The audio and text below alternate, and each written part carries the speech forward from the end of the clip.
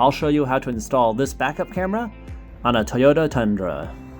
So I got this vehicle backup camera system by LeeKooLuu. Just want to be able to see where I'm going in this truck because I have no idea where the back is, especially because the back window is painted black. I don't know if you can see that. This is dirty.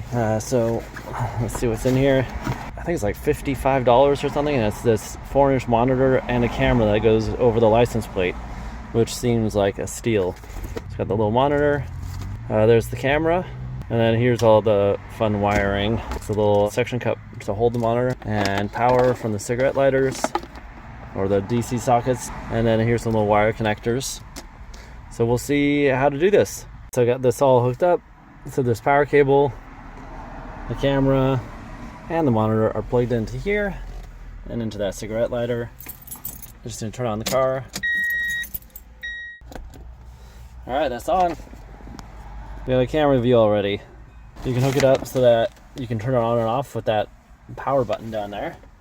Or you can wire it in so that it only turns on when you're going in reverse. Which is a little bit trickier, but I think I'm kind of leaning towards just having it on when I want.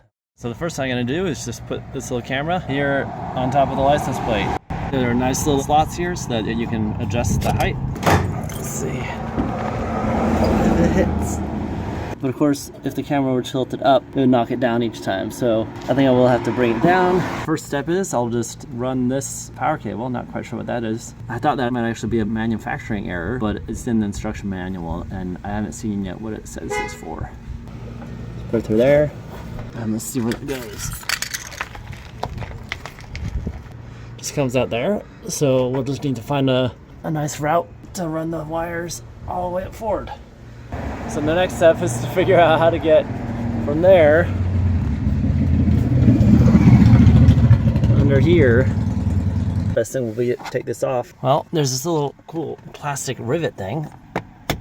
Push it in, and then look, that just pops right out. Okay, take that out. And then of course this one on this side.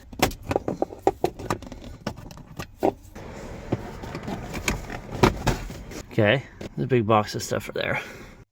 Long story short, I looked on the driver's side, I looked in the engine compartment, I looked behind the glove box, and there wasn't any good way to get through.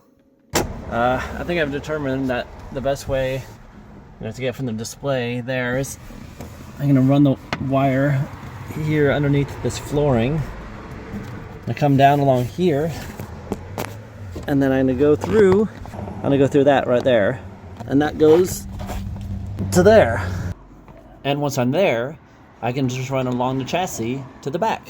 So to try and get that cable underneath the flooring there, I'm gonna try and use this other tool, a steel fish tape.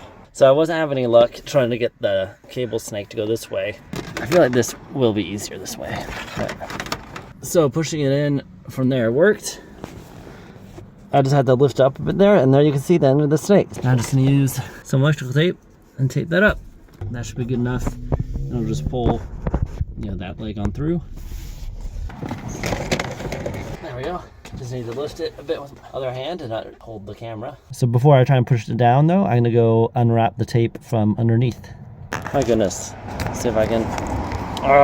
Okay, that's a little stiffer than I anticipated. Managed to push that little head through. And now we have this, and we can just keep pulling it all through. So now we have all this to run back to the camera. I think the best place to start is probably just follow this other one. And then any extra cable I'll just zip tie up in a neat bundle somewhere. So I just ran the cable along the chassis to the back of the truck and was careful to avoid anywhere where it might hit the exhaust pipe. Final stretch. Look at this, too easy. And boom, there's the cord from the camera. All right, we have that plugged in. So I've put some tape around this underneath, and I put a few zip ties to hold the wires under the chassis. And then from back here, I basically just zip tied all these extra length of cable to the existing cables. And I'm just gonna push this back, and then it's gonna hide it all. Push one of those in, and then you push this part in. Boom. I chose to put the display down low to keep it out of the sun on the dashboard, and I was quite surprised that this suction cup stuck to this textured surface really well. final installation. Now, the test again, wherever my keys are. Power. Boom. I hope that this video was useful in your own backup camera installation, and thanks for watching.